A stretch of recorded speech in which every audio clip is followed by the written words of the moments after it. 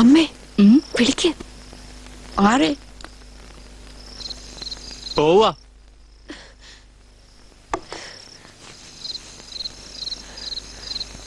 ഒരുപാട് ചോറ് വെച്ചു ഞാൻ. എനിക്കും അമ്മയ്ക്കും കൂടി ഇന്ന് 3-4 ദിവസത്തേക്ക് കാണും. ഒരു വയ്യാവലി വലിച്ചോണ്ട് വരും. എന്നിട്ട് ഞാനൊന്നും അറിഞ്ഞില്ല എന്ന പോലെ. അയ്യോ,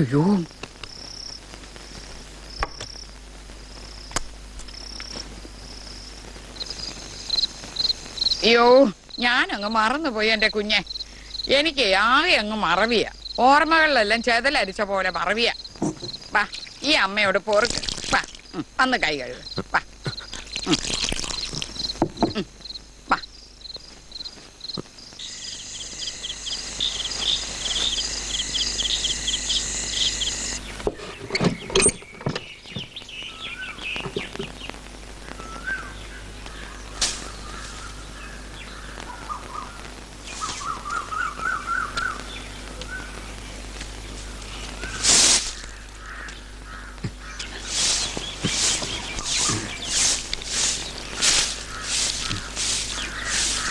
എന്റെ ദൈവമേ, എനിക്ക് അങ്ങ് വയ്യ. ഓ, ഈ ഗുളിക കഴിച്ചാ പിന്നെ ഇങ്ങനെയാ, ഉറക്കത്തോടെ ഉറക്കം. എഴുന്നേറ്റ് നിന്നാലും കണ്ണു തുറക്കാൻ പറ്റാത്ത ഒരവസ്ഥ. ഇവള് നിർബന്ധിക്കുന്നോണ്ടാ. ഇല്ലെങ്കിൽ പിന്നെ ഞാൻ ഈ ഗുളികയൊക്കെ കഴിച്ച് കിറങ്ങി ഉണരുവോ? ദേ വാ വാ.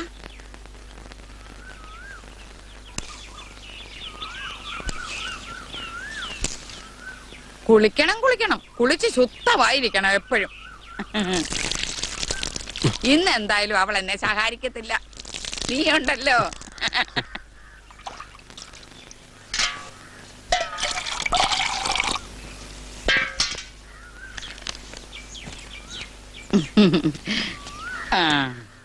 നീ ആ മുറിയൊന്നും വെടിപ്പാക്കില്ലേ മോളെ?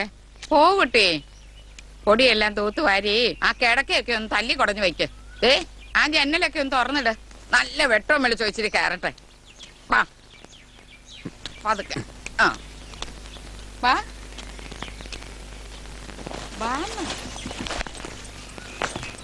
വാ. അവളെ കുഞ്ഞിലേ മുതൽ നോക്കി വളർത്തിയത് എന്റെ ജ്യേഷ്ഠനാ. മക്കത്തായത്തിന് പുരുഷനില്ലാതാവുമ്പോ മരുമക്കത്തായം രക്ഷിച്ചു എന്ന് പറയാം. മഹാനായ ആട്ടക്കാരനായ ഏട്ടൻ.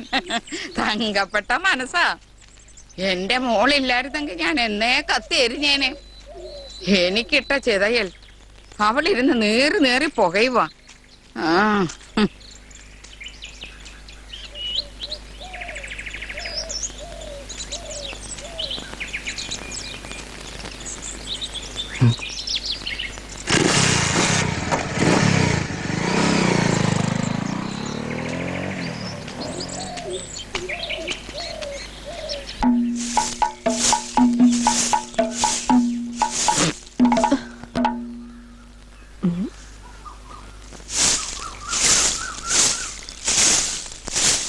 എന്റെ ഒരു ഭാഗ്യം ഒന്ന് ആലോചിച്ച് പോവായിരുന്നു.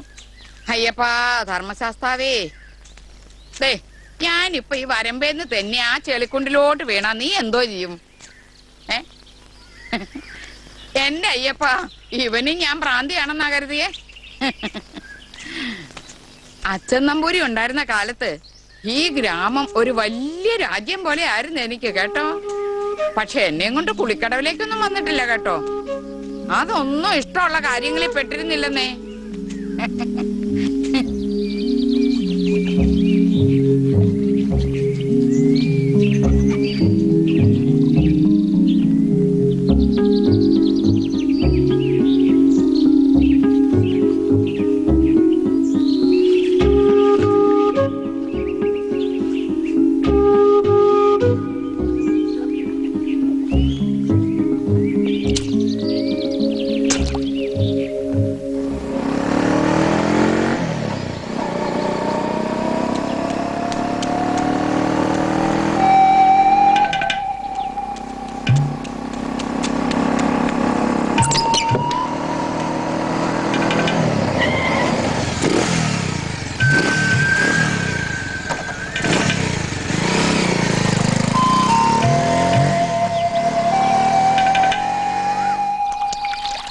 ഇറങ്ങി വാ.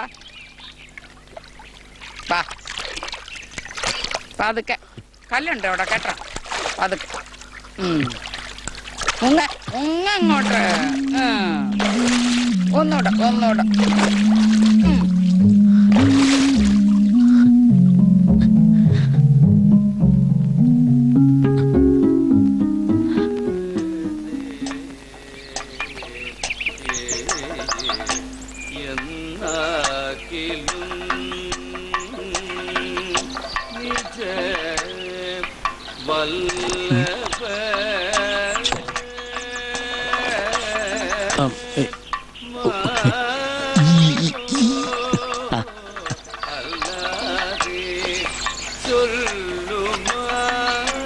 താങ്ക്സ്.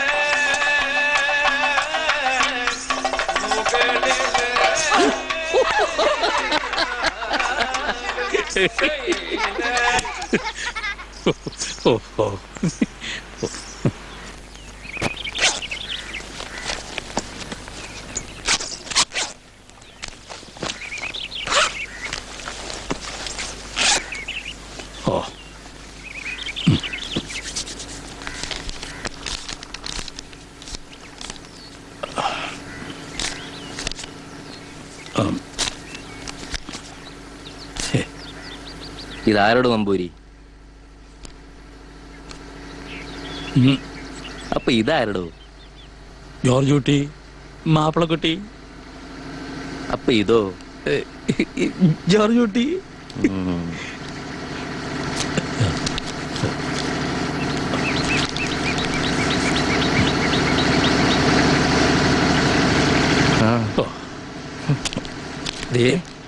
ഈ കൈ കൊണ്ടേ വായുവില് മുദ്രൂത്തി കാട്ടിയാ മതി.